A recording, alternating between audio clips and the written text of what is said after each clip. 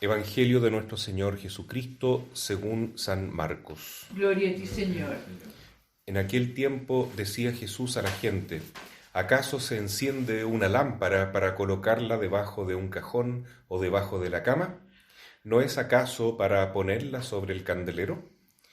Pues si algo está escondido tendrá que descubrirse, y si hay algún secreto tendrá que saberse. Quien tiene oídos para oír, que oiga.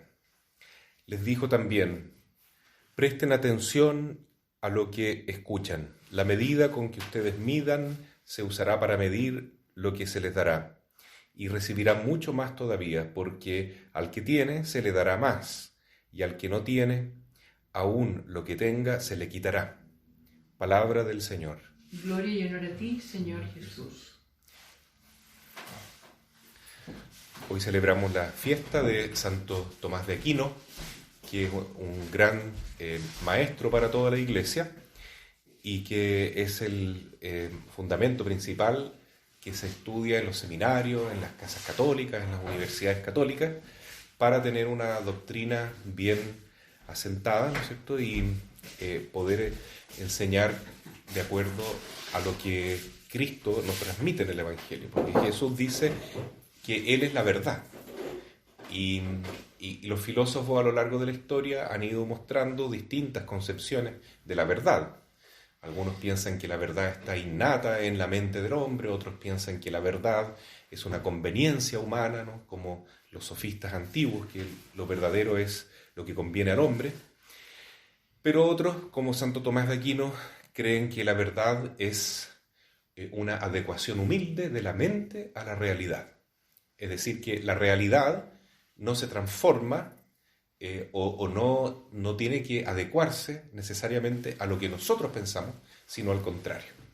Nosotros nos adecuamos a cómo es la realidad. Aquí, ¿no es cierto?, hay un tema que es filosófico, pero también hay un tema que en el fondo está dentro de la virtud de la humildad, porque la humildad es la verdad en ese sentido. Aceptar la realidad tal como ella es, someterse a la realidad y rendirle culto y el homenaje de el sometimiento de la razón, ¿no? La razón se somete a lo que es real. No es que la razón indique o cree la realidad. Eso es un poco peligroso y está relacionado más bien con la soberbia. Entonces, bueno, Santo Tomás era un hombre muy humilde y realista, justamente, ¿no? Entonces, esa es la clave y también el aporte que él entrega a la teología cristiana, a la filosofía cristiana, de vivir, ¿no es cierto?, con esa humildad. Sometamos nuestra mente a cómo es la realidad, y la realidad es como Dios la creó. Por ejemplo, por eso Santo Tomás habla de la ley natural, ¿ya? Es decir, hay una ley que está inscrita no solo en la naturaleza misma, con la ley de gravedad, por ejemplo, y todo eso, sino que hay una ley que está inscrita en la mente del hombre, en la conciencia humana, y que es una ley eterna.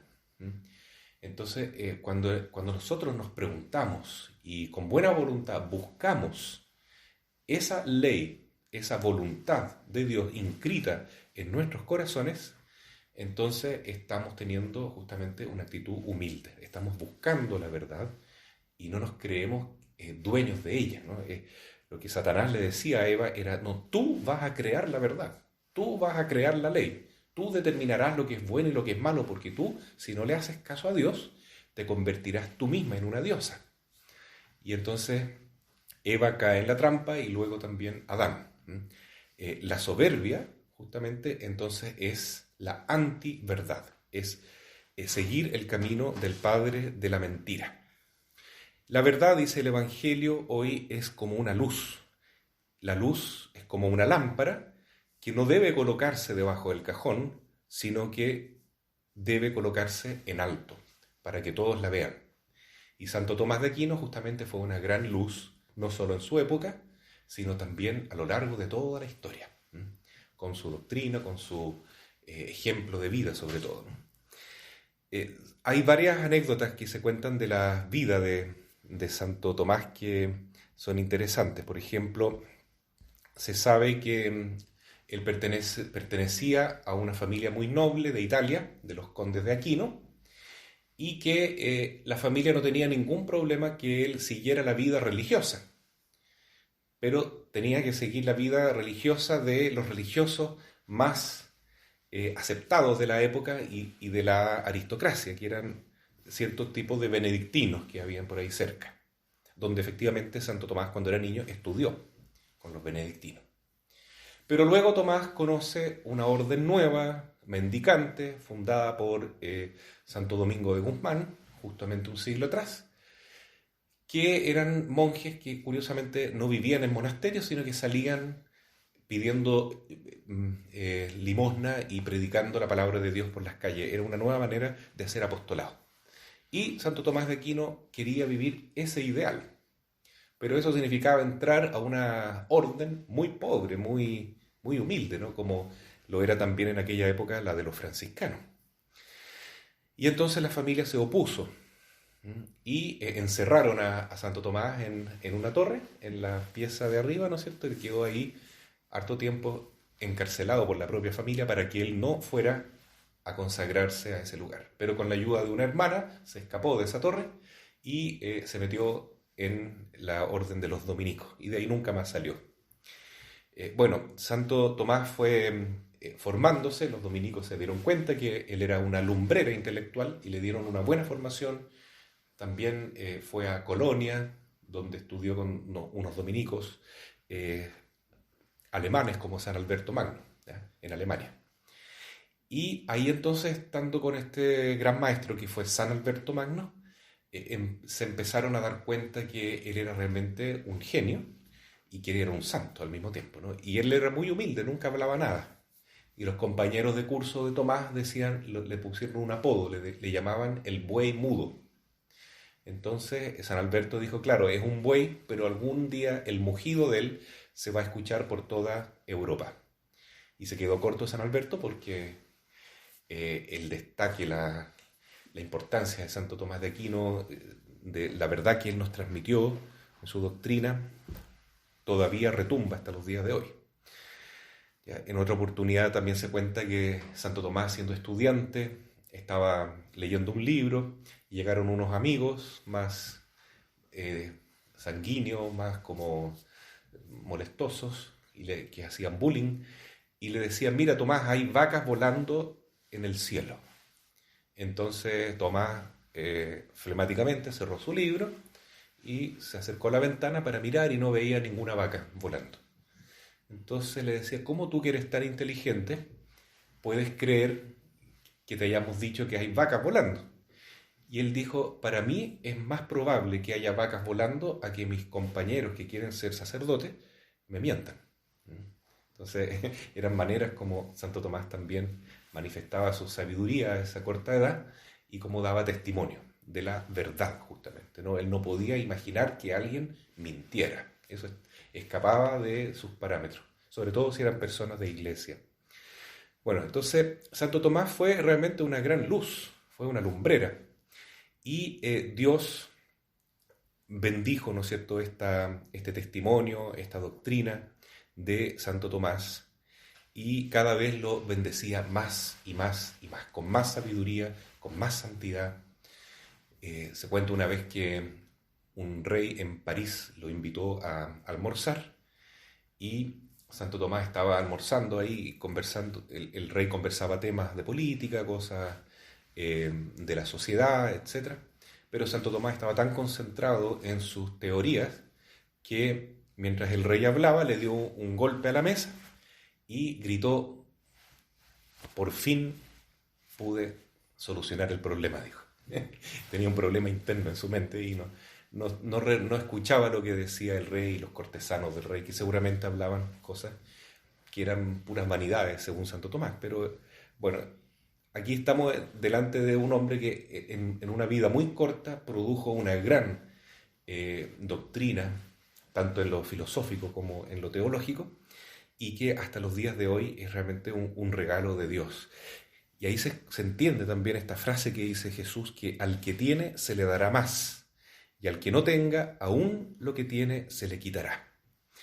Esto siempre cuesta entenderlo porque parece que es un poco egoísta pensar así, pero no hay que interpretarlo de forma material, sino que sí de manera espiritual y también como dones intelectuales. Es decir, cuando alguien busca la verdad, es porque ya tiene la verdad y se le dará más todavía. Pero cuando alguien no busca la verdad, sino que se deja llevar por el mundo, con todas las mentiras que se hacen pasar por verdaderas, ¿no es cierto? Es decir, los sofismas que nos rodean, entonces se le quitará aún lo que tiene, porque esa persona que no busca la verdad, que no tiene buena voluntad, que no quiere encontrar a Dios en su día a día, cada vez se va a ir alejando más de la gracia de Dios, ¿no? Lamentablemente. Entonces, el camino de la vida espiritual, según la doctrina, según el mensaje que Jesús nos entrega hoy, es bastante importante, digamos, considerar que nunca uno puede quedar estancado en la vida espiritual.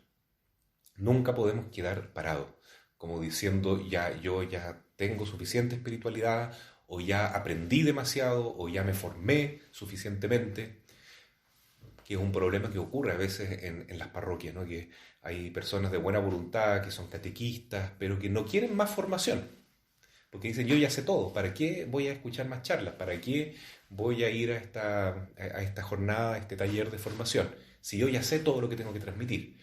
Y eso no es verdad. Siempre es importante estudiar, siempre es importante buscar la verdad, siempre es importante ir a la raíz, ir al encuentro de Dios, que es la verdad.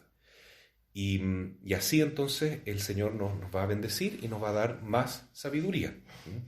Y también siempre hay que buscar la santidad y la justicia. Y en ese sentido el Señor poco a poco nos va a ir dando más y más bendición y más gracias. Entonces no hay que desanimarse, ¿no? Aunque uno de repente diga, pero es que se hace tan difícil la virtud, ¿cuándo voy a poder dejar estos vicios, etcétera?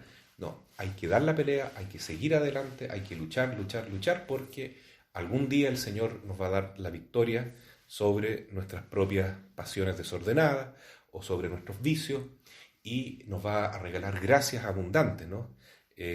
Como se vive, ¿no es cierto?, siempre en el camino de la mística cristiana, ¿no? Los místicos dicen que primero hay que pasar un tiempo de purgación, una vía purgativa que es purificarnos de nuestros vicios, de nuestros desórdenes morales. Pero después viene un camino iluminativo, que es justamente este que desarrolló Santo Tomás, que es la iluminación de la verdad, donde uno puede descubrir, con la ayuda del Espíritu Santo y la gracia de Dios, muchos misterios de la teología e inclusive de la filosofía cristiana. Y por último viene el camino unitivo, en que Santo Tomás también testimonió que llegó un momento que ya no le interesaba el estudio, porque su alma estaba tan unida a Dios que él ya no quería estudiar más, simplemente quería estar en contemplación y en unión perfecta con el Señor. Así que por eso yo creo que Jesús lo llamó a temprana edad, ¿no? Él murió bastante joven y alcanzó, como dije, a dar un gran regalo al mundo, que fue toda su obra literaria, intelectual, pero que cuando él pudo experimentar la belleza de estar con Dios, él tuvo un éxtasis una vez y se cuenta que él estuvo con su alma en el cielo y pudo experimentar lo que es el cielo. Y cuando despertó de ese éxtasis, dijo, todo lo que hay aquí no vale la pena. E inclusive todo lo que yo escribí es basura, dijo, es paja que se lleva el viento. Así que tomó los libros que había escrito, sus manuscritos, ¿no? Y los empezó a tirar al fuego, porque él pensaba que era pura basura, comparado con ver a Dios cara a cara, ¿no? Entonces, los discípulos y hermanos de Santo Tomás alcanzaron a salvar algunos libros del fuego, la mayoría, sobre todo la Suma Teológica, pero él se negó a seguir escribiendo la Suma Teológica, ¿no? Porque le faltaban como 2 tomos y esa era su obra magna. Él dijo, no más, yo no puedo escribir más, ahora solamente quiero concentrarme en vivir en la presencia de Dios. Bueno, es que ya había llegado a esa vía unitiva que se llama, que es el camino de unión perfecta con Dios que se puede lograr ya en este mundo, ¿no? Entonces, lo que dice el Señor aquí es verdad. Al que tiene, se le dará más.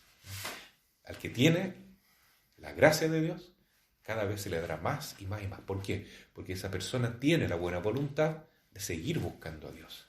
Y nunca va a ser suficiente en este mundo la cantidad, entre comillas, ¿no es cierto?, de gracia o de amor o de luz que Dios nos pueda dar. Siempre el hombre que busca a Dios siente insatisfacción, quiere más y más y más. Y Dios le otorga más y más, siempre y cuando él persevere. Pero quien se relaja en la vida espiritual y empieza a contemporizar con el mundo y con las ofertas que nos entrega lo cotidiano, entonces ahí corre el riesgo de perder lo que había obtenido. Así que no hay que bajar la guardia y hay que buscar siempre la santidad, ¿no? Para que esa vida de ejemplo, de entrega constante, no solo sea una luz para la propia persona que la está disfrutando, ¿no es cierto? Porque eso es la felicidad cristiana, una bienaventuranza de tener a Dios en el alma, sino también poder entregar esa luz a las demás personas, al mundo entero, como es el caso de este gran santo que hoy celebramos, que a todos nos ha beneficiado.